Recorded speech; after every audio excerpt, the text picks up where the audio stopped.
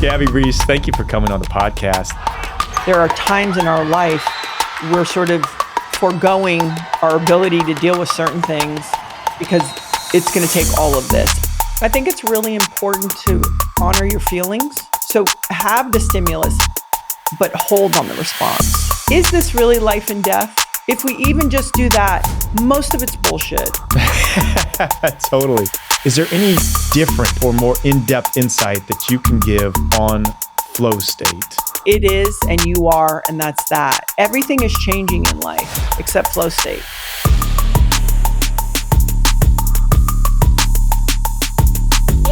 Welcome to The Doctor and the Nurse, where I interview a high-performance guest, and then Dr. Daniel Amen and I sit down after to discuss what's going on in the brain for our guest in their high-performance capacity. Trust me, you don't want to miss this. Today, I'm talking with Gabby Reece on focus. Let's jump in. Show of hands if you ever feel like you need to refocus during the day or recharge at night, and your mind is just running a marathon and you can't ever slow down. Everyone's hand should be up right now. Both of mine are. Meet Muse. Muse is a brain-sensing headband that helps guide you into deeper meditation with real-time feedback. It translates your brain activity into the sounds of nature so you can, keep truly calm. Imagine meditation with a gentle guide to keep you on track. Now, whether you're new to mindfulness, that's okay, or a seasoned meditator, Muse can help you find your calm, build focus, and recharge. Pro athletes are using it, high-level business execs, anyone really who wants to take their game or life to the next level, and that's why you're listening here. So check out Muse. Visit choosemuse.com. Again, that's the word choose, the word muse together.com. Gabby Reece, thank you for coming on the podcast. This is going to be a lot of fun diving into focus. So that's the theme of the episode. We are centering around high-level, high-performance focus. So trying to act smart here, definition of focus is the center of interest or activity. Now, the center of interest or activity can go a lot of different ways. I want to start it off as life focus. So my question is, how do you balance balance, an interesting term, your focus on your family, being a podcast host. I mean, you've been a professional athlete, the business that you and your husband run, just so many different things. But how do you focus your purpose in what I call state shifting? You have to wear a lot of different hats, and you have to jump from one thing to the next thing, and you got to be on point. How do you do that, Gabby? I think everyone is really different. And the way that I do it is, it's first, what's the most important thing to me? And it's really, that's always driving everything. And so in my case, let's just say that my sense of health and the way that I'm showing up in the world is the most important thing to me. So I'll focus on the things that support that concept, and then it goes out from there. So it's my relationship with Laird, because together, we're creating this home for our children, and so it's then focusing on the things that accomplish that, and then of course showing up for my kids, and so you're always constantly reinforcing that foundation, so that foundation gets solid enough that then off of that you can be nimble. So, okay, I'm going to train. Like this morning, I trained really hard, and then I have to switch to a conference call, and then I'm going to deal with my, senior daughter on something. And now, okay, we're here. So I think that it's not trying to do everything all at once. It's understanding what are the things you're going to tether yourself to that will allow you to be nimble and all these different things that all of us are doing each day. Yeah, that's really good. I think you hit on the term. It's like discipline is one of those things that people are like, I gotta be, but discipline ultimately allows you to have freedom. And you said it as you build this foundation. And I like how you put those pieces together. If you don't have your health, like what are you gonna do? You can't really do much. If you don't have your relationship, how are you gonna be able to function and show up for your kids and your business? So that was really, really well said. But David, I just Go want to ahead. say one thing really quick. If you have somebody listening who's like an entrepreneur or Yeah, they're in pursuit of we do. athletics, Yeah. sometimes they will forego their life, their everyday real life, let's call it, right? Interpersonal relationships, all this stuff, to focus on the task. And I hate to say it, I think it is sometimes what it takes at the cost of. Dude, that's So it's so easy good. for me to sit here as somebody who's not in professional sports at the moment and say, well, I'm focusing, on my health, on my relationship, on my children. So I also want to kind of highlight that and say at times, there are times in our life that we understand we're sort of foregoing our ability to deal with certain things because it's going to take all of this. And there has been a time in my life that I was certainly more like that. Never my health, and luckily athletics, you can kind of all tie that together. But certainly I have the luxury to say, okay, now this, and this. Yeah, I thank you for saying that because I do agree with that. I think it's life is a marathon ran in obsessive sprints, but it's not a constant obsessive sprint. And the ones that it's at the cost of is very, very well said. Like Elon Musk, Kobe Bryant, it was at the cost of their entire life. So sure, they can be at the top, but also their life enjoyment, if you're asking them, probably isn't as high as level as someone like yourself. So thank you for saying that. Yeah, well, I just think it's important because I don't want to mislead people in understanding what it takes. Yeah, totally. Yeah, yeah, totally. So what do you want? Do you want a life of rhythm and joy, or do you want a life to be at the top, but also, be Steve Jobs? Okay, I got an interesting one for you, Gabby. Hyperfocus and scatterfocus. So for the listeners, hyperfocus refers to an intense fixation on an interest or activity for an extended period of time. Scatterfocus is the act of letting your mind, wander wherever it wants to go, like a leisurely walk in the park. So how do you extract the best of both of these? And I kind of think it goes right in step with what we're talking about, these obsessive sprints. How do you intertwine the two?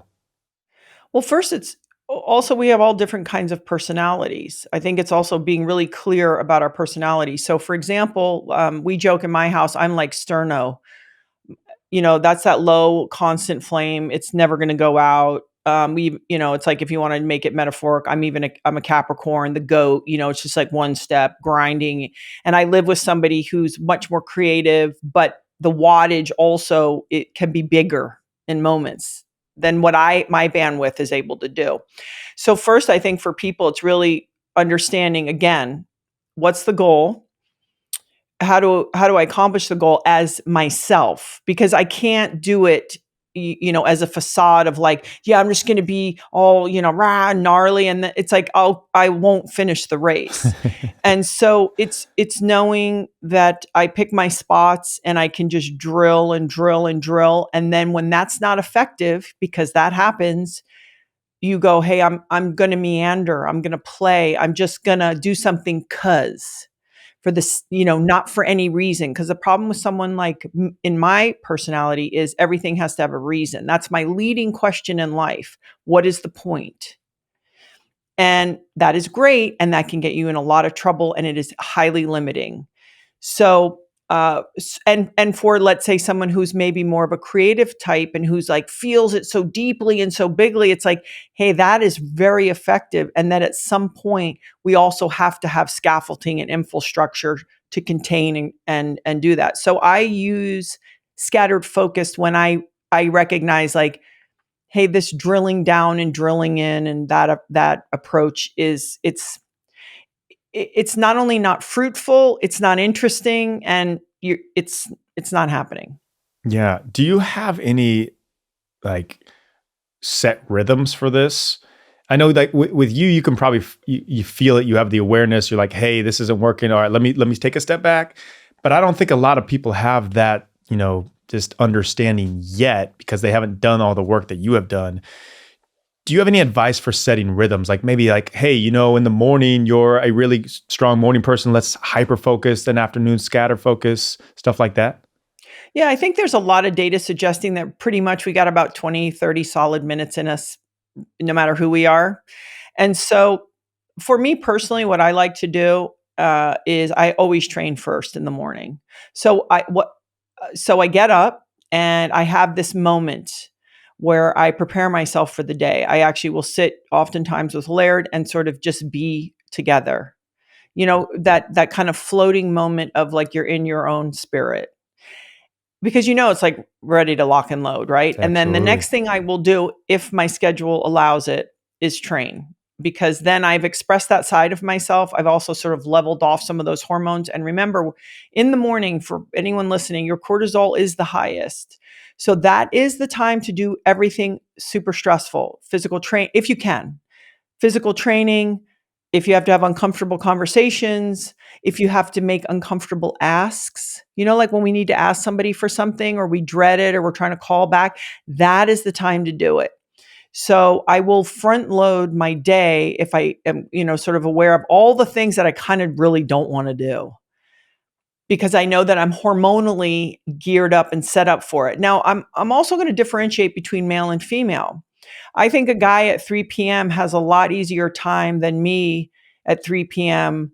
getting into it and being uncomfortable and having to say things. I just think there's different traits. Mm, mm. So knowing myself and then it's like getting up and getting down. Like, yeah, it's great if I can sit at my desk for an hour, but is it better to go 30 minutes, walk away, get something to drink, do 10 body squats, and then say, am I being effective? Is this the right way to approach today and all the goals I'm trying to do? And what do I believe really needs to get done by the end of the day? And what do I want to get done by the end of the day? And keeping those two things in mind, as well as with the schedule, because some of it's written down and it's like, hey, at 2:00, you're doing this. Yeah. Yeah. Well, I think that helps a lot just in the frame of reference of saying, hey, I'm going to front load the hyper focus in the morning, cortisol levels higher, probably going to be more locked in. And I mean, I know for myself personally, like after about 4 p.m., like we're not going to have a serious conversation. Like I'm not going to They give you call much. it happy hour. It's Well, no, probably they why. do, because actually what they said is that's actually, when your hormones start to drop, Hmm. especially men, and that's why they called it happy hour. That's Huh. when happy hour was during that time, because it was sort of like Wow. physiologically we're becoming different people. Interesting. That's the origin of happy hour right there. Yeah, and Man. it's around men's physiology, And then because go. Yeah. initially before birth control and Yeah. other things, men were in the workplace, right? Yeah. Huh. And then go figure, America makes a marketing tool out of it and makes put a beer in your hand at that Yeah. time. Yeah, great. Another reason to sell you alcohol. God. All right, let's keep going deeper here. I think this All gets right. really interesting, and I think you'll have a really good insight on this. So there's a new study from Perelman School of Medicine, University of Pennsylvania. Basically, what it says is the brain suppresses distractions to keep attention focused on goal-related tasks. It's never fully been clear why that happens until now. So they say until now. These are called beta bursts. So beta bursts are methods to induce in terms of like cognitive tasks or motor tasks. Give you some examples. So rapid decision making, multitasking, making quick choices under time and under pressure. A lot of times, mental math, performing complex calculations quickly.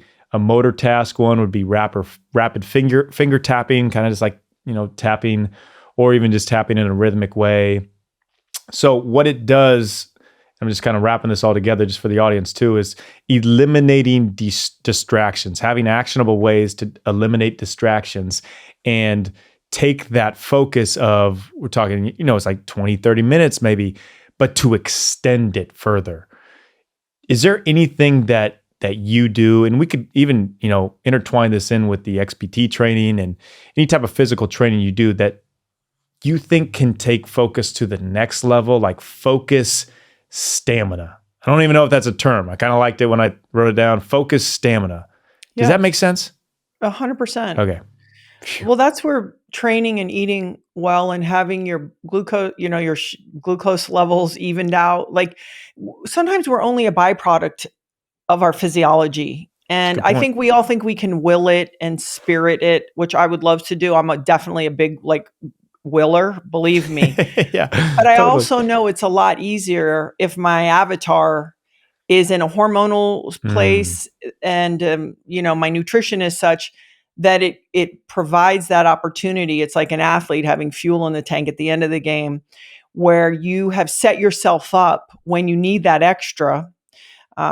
That not only is it there physiologically, but then what practices emotionally do you do to offload stress? Because if you're just making decisions all day long, we've all heard how many good decisions do we really have in one day, right? You sort of tap out. So I think it's also trying to let air out of that tank whenever you can by making sure your breathing is good, deep, very deep, slow, long breaths. So for example, a lot of people are mouth breathing throughout their day. So they're having anywhere from maybe 15 to 18 breaths per minute, where really, if we really were breathing correctly, we'd be more at the 4 to 6 in and out, real deep and slow. So I think the way I look at it as in the long run, if I'm doing all these things, that gives me the best shot to be able to focus and make these decisions that I'm looking for in the ways that I'm hoping to. And also when the extra stress comes, I don't go, I feel, oh, here's stress, or this is not going the way I want it. I go, "Oh," I sort of observe it, and then I slow down. oh, Because what that's happens good. is a lot of times people get into situations where they're really focused on something, and then they've gotta make decisions, and they start reacting to having to how uncomfortable they feel that they have to make the decision versus going, it'd be like a military guy. The more chaotic it is, go slower. And I really believe that to be a mantra, whether I'm dealing with someone hysterical on the phone, asking me to solve a problem. I'll even say to them, hold on. Like, it's trying to also control those tones. Your kid's freaking out. Like, it's like, okay, well, what's going on? That is the only way that really gives me the extra endurance to then have it to put towards, this sort of endurance or focus stamina. Okay, I think that's an amazing point. I want to dig a little deeper on that because I know listeners are thinking, wow, if I could only do that. Do you think that, and that's ultimately, that is the calm in the eye of the hurricane. It's a friend of mine, George Mumford, who was Kobe and MJ's mental coach. He would talk about that all the time of like, even in the chaos, how do you get to that moment? Is there anything other outside of just, the awareness of and being able to catch it that you do to think like, okay, there's a kid throwing a frying pan at my head. Like I've got emails I got to get to that you can just breathing for sure. Anything else? Any other? I'm just, just trying to Yeah. give the audience I more, I more, I more think it's tools. I think it's really important to honor your feelings. There's a book called The Art of Fear. Kristen Ulmer wrote it, Mm, and she okay. talked about. I'll try to say this quickly. She talked about taking a kid to ride a roller coaster, and the kid's like, "Oh my god, it's so big. I'm really scared." The parent's tendency, if it's the parent or somebody, "Oh, don't be scared," and they give you a million reasons. Like they wouldn't let you ride it if it wasn't safe, and all the things. And she said the better question is to ask the kid, "Yeah, it's scary. Are you in the Mm. mood to be scared?" Oh, that's good. So it's about not you don't wanna suppress the feeling. So you can be Mm, like, "I feel stressed out. Um, I feel under it today. I feel behind." Um, but rather than, we talk about stimulus and response and that distance. So have the stimulus, but hold on the response and be like, just say to yourself, even like for me, I play games, especially if it's my kids or some idiot that I'm working with. And I might even be wildly inappropriate in my mind to give myself like a comic relief, like, oh, this, whatever. But I acknowledge how I'm feeling. And then I ask myself, not only what is the most productive way to respond, but what's going to make it the easiest on me? And because then you realize, then what you do is you flip the mentality and you go, no, I'm doing this for myself also. I'm trying to make my life easy. It's like why you don't gossip at the end, because it's an impulse that you can control. And in the end, it's better for you. And so it's not only all of these practices, but it's living with a perspective also of, is this really life and death? If we even just do that, most of it's bullshit. Totally. It really It is. really So is. it's feeling good enough, getting enough sleep so you have those opportunities to go, this is stressful, but is it really a big Yeah. deal? And it Oh, isn't. so good. It's like the best reminder that I tell people is like, there's all these, if you want to bring it down to studies, there was a study done years ago and it ended up being like 92.08% of worst case scenario thoughts never ended up happening. And of those people, they spent 25% of their waking hours worrying about those worst case scenario thoughts that would never happen. It's like, what is the point? It's Yeah. just madness. So thank you. And That's, I'm prone for that because yeah. I'm a very much like I see a scenario and then I see the 20 things that can go right or wrong. That is exactly how I'm hardwired. So I'm fighting that impulse. So I speak from pretty deep Yeah. experience. My friend Byron Katie calls it past futuring also. She's like, "Oh, are Ooh, you past futuring again?" I It's like, "Oh love my that. gosh." So I think it's important to go, "Oh, this feels stressful. I understand why I feel stressed. Of course I would. The delivery, the guy's not showing up and da da da." And it's like, but also on top of it, is me stressing out going to change Mm. what I'm dealing with? It isn't. I think that's one of the best questions someone can ask themselves. Am I being stressed in a stress state going to change anything? Absolutely not. So good. Okay. You don't have to have an answer for this. I've asked tons of athletes. I don't know the Okay. answer for it yet. I'm going into a deep study on this flow state, which I think Mhm. is just so interesting. And the study of flow by Mihai Csikszentmihalyi in the 80s, and Stephen Kotler took it to another Mhm. level. Is there anything outside of just triggers and cues that you felt like, hey, this is how I get into flow state, either when you're an athlete or, anytime in what you do? Is there any different or more in-depth insight that you can give on flow state? And is it really different than just this kind of like focus stamina that we're talking about? I think it is different because I don't think it's so conscious. I think it's much more subconscious, Yeah. hence the word flow. So for me Good. personally, I had to build a character to play volleyball because by nature, I'm not really interested in beating you. I'm not. I'm in my own Interesting. race. And so I used to go through steps Huh. to prepare. And I'm an only child, so I didn't grow up roughhousing. Like I know a lot of female athletes, especially if they have brothers, they could just click into the gear real quick. I had to kind of, work into this person that was going to want to win. And so just slowly by going off by myself and, I'd put my hair up and do everything in the same exact manner. And then it would sort of lock me into at least the position that when I was playing, if the opportunities arose subconsciously where it was just happening, um, I could provide it. But I will be completely transparent. I don't really drink alcohol, and I would call myself a pretty straight person. But a couple of years ago, I started microdosing adaptogens, mushrooms, and there were times where I noticed that there could be sort of 40 radical thing, like just so much going on. And somehow I could just pick it off one by one.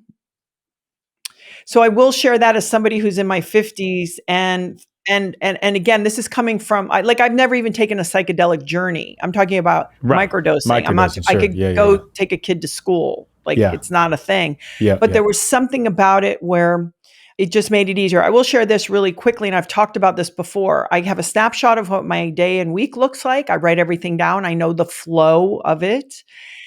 I look at it horizontally. Then in the day, I flip it. So it's only one thing coming at me at a time because I can't deal with all of it at once. Because if it's 8 in the morning, I can't deal with the thing at 3 p.m. But yet the awareness of it makes you overwhelmed. So I feel like I find flow when I go, oh, I have a sense of what's happening. There's always surprises. And now I'm going to take it and flip it. So the end of the day becomes the tail. The first thing that's happening becomes the head. And you're only shooting at one thing at a time to the best of your ability. That also helps me feel more in flow throughout my days. Oh my gosh, Gabby, that was a phenomenal answer. Yeah, I love that tool. And I need to look more into this because I know, I mean, obviously microdosing for, VCs in the Bay Area got really big, and it's just that is the reason, tapping into flow. I wonder what that is. I'm not trying to hack, and I'm sure there's something to do with your cognitive function. I just started feeling like I was getting cement head, and I wasn't nimble, and I wasn't feeling, um, as just my brain as pliable as I could. I will share one last thing I heard about flow because I think there's that difference in athletic flow and in work Good flow. point. It is different. So Good athletic point. flow, I feel like you train and you do everything, and then they show up, right? The windows. Yeah. Mm-hmm. So this is another way where I almost try to force environments where I feel more in flow at work and things like that. But Stephen Collar interviewed Laird years ago, and obviously Laird has a very different relationship with flow because when you do something dangerous, I think it just happens. Okay. And that's what they're looking for. They're looking for that ever present thing in that moment. That's all I'm doing. And Laird said to Stephen Kotler, yeah, because Stephen was doing the research on flow, and he goes, well, something about flow, and Laird goes, well, it is, and you are, and that's that. And what Stephen later shared is he thought Laird was out of his mind, but what he said is when he studied flow is that everything is changing in life, everything except flow state. It's always the same. Wow. Jeez. That's so profound. Yeah. And I was like, oh, that makes sense. And he goes, Laird knew what he was talking about, but I didn't understand. Yeah. It is, and you are, and that's that. And that's that. Wow. Okay. That's probably the best thing I've ever heard on flow state. So thank you. And thank you, Laird. That's amazing. Wow. So let's keep going for the last part of this because my mind is just racing all over flow state right now. If you can't tell, like I'm just thinking of all these different things that now you're teaching me, and talk about a focus life by design, kind of how we started. Let's wrap it up by how do you design your life in a focused, intentional way? I've heard you talk about it. And I think it's really powerful. Can you share a little bit on that? Yeah. And you know what? Maybe I'll start this conversation. I try to answer whatever comes to me on the day, right? Because it feels the most honest. I will say that there's always good fortune or blessings or good luck that's involved in all of it. Totally. Because I could say, hey, I want to focus on my family, my partnership, but I was also fortunate to at least find a partner that I could kind of punch through the years with so far. Right. And let me say something about long relationships. You wake up each day and you earn it. That's if you say to me, hey, so it's not like it's a given. You wake up each day and you do your best. And so I just want to say that. So for me, I think it was very clear early for me because when I was playing ball in college and modeling and sort of just dibble dabbling in these worlds, it still never trumped my desire just to have a good life, to have good relationships, and to try to be, and I know this is an oversimplification, a good person, to try to show up in the world and be in pursuit. I like being creative. I like achieving. I like accomplishing goals, but also could I be a part of the world I live in? Could I add value? Because intuitively, even at 18, that felt really important. So what does that look like? That looks like when you go to practice, you give everything you have. If you go to work, you're kind and nice to everybody there, right? So these are in all the big and small things because you can create goals, but it's in all your words and all your actions, and whether people are looking or not looking. These are the foundations. And so for me, some people might be like, "Hey, I want to build Amazon, and I'm gonna, like." I want to be the best football player in the world. Okay, what does that look like? For me personally, I was starving for a good life, and I do like accomplishment. I'm not going to You're competitive. joke about that. Yeah, me too. Totally. And also it's freedom. Mm-hmm. I want choices. I want to choose who I work with. I want to choose where I spend my hours because I know I'm going to be grinding it out. So where am I going to do that? And so it was taking a look at who is that person? How do they live and show up in the world? And then are you dedicated to that day in and day out? And so for me, it starts in that perspective. And then it goes from there.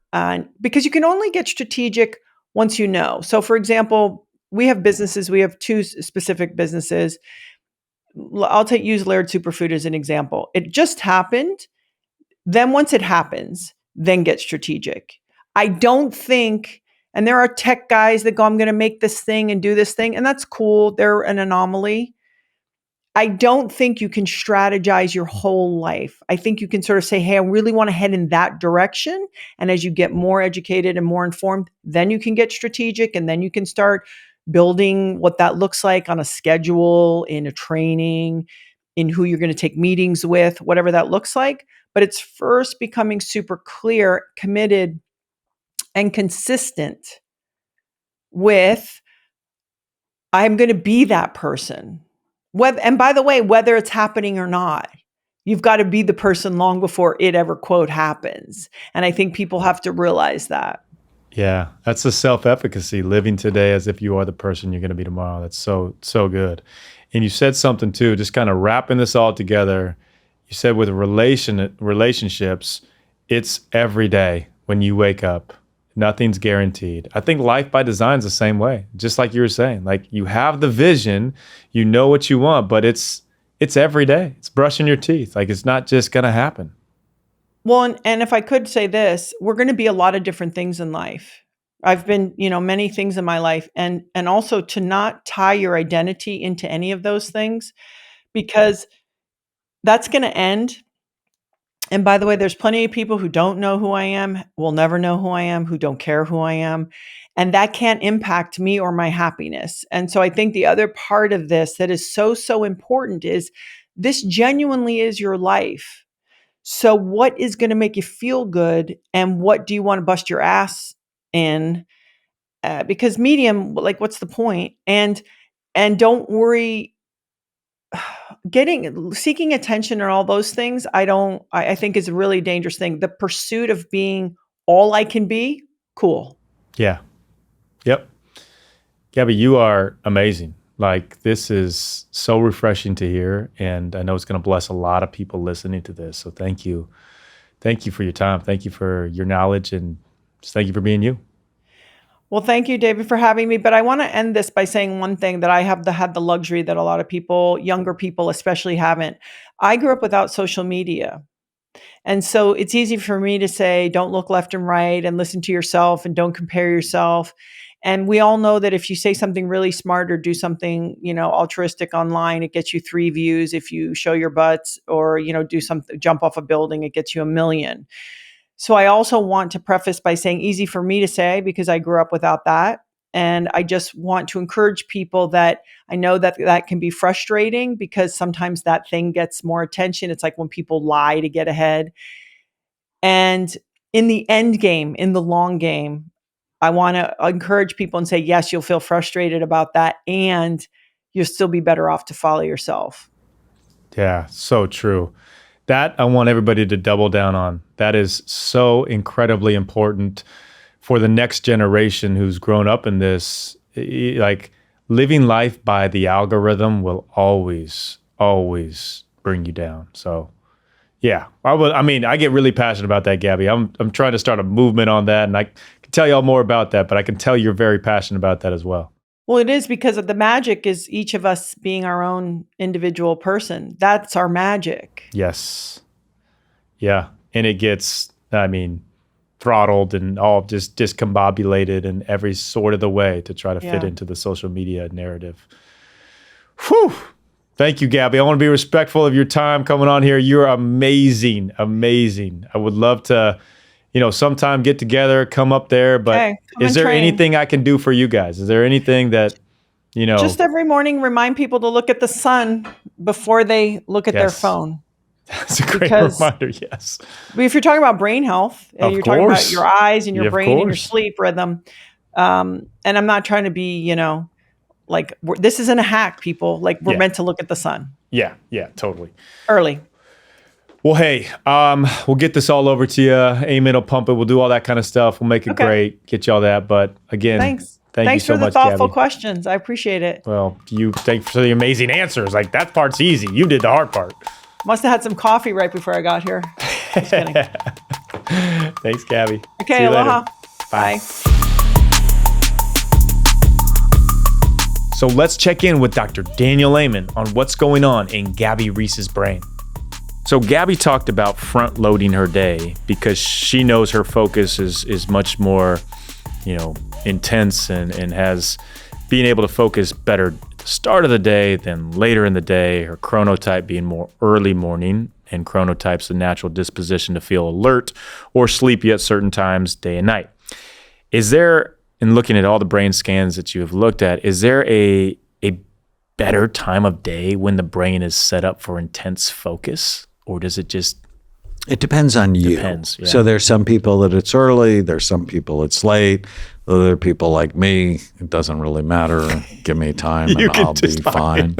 I think you just have to know yourself. Right. Yeah. And, my ADD group, they're awful in the morning and they're awesome at 10 o'clock at night. And so just know who you are. And society is biased against people who are night owls. Yeah, you're right. You got to start school early. Generally, work starts early. And if it's not your natural state, you get discriminated against. Yeah. My wife does all her best work from like 10 to 2 a.m. It's crazy.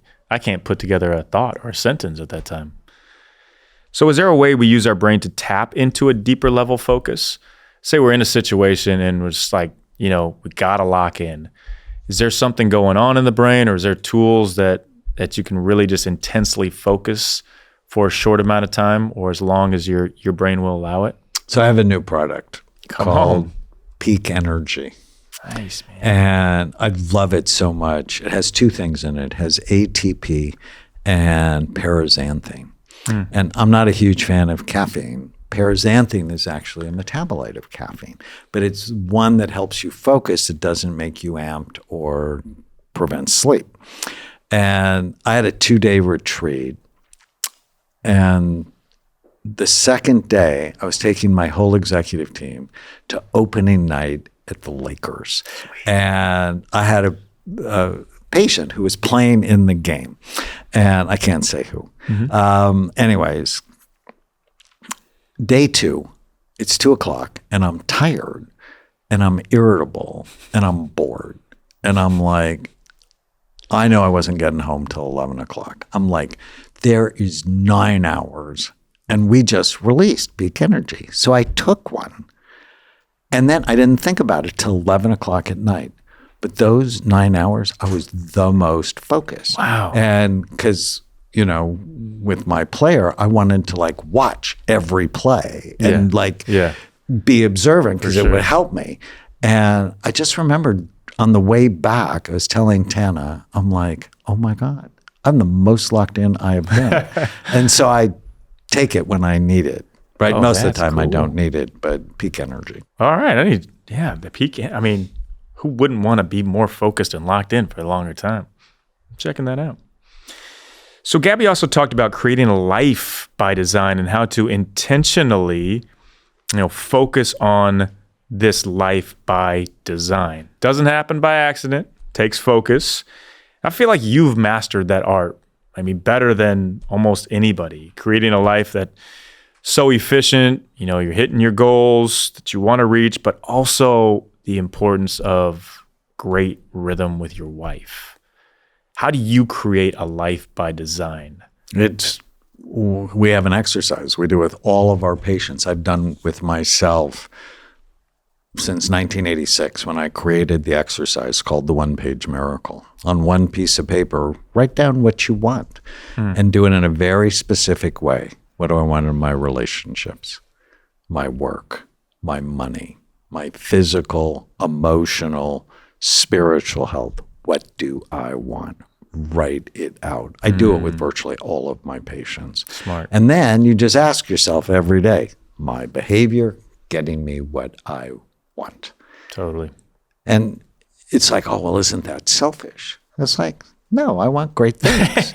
Like with my wife, I want a kind, caring, loving, supportive, passionate relationship. I always want that. Yeah. I don't always feel like that. Rude thoughts just show up, but I don't say them most of the time because they don't help. Totally. Right? And if you just develop clarity, right? every great business, they have a mission statement and a vision, and they have quarterly goals.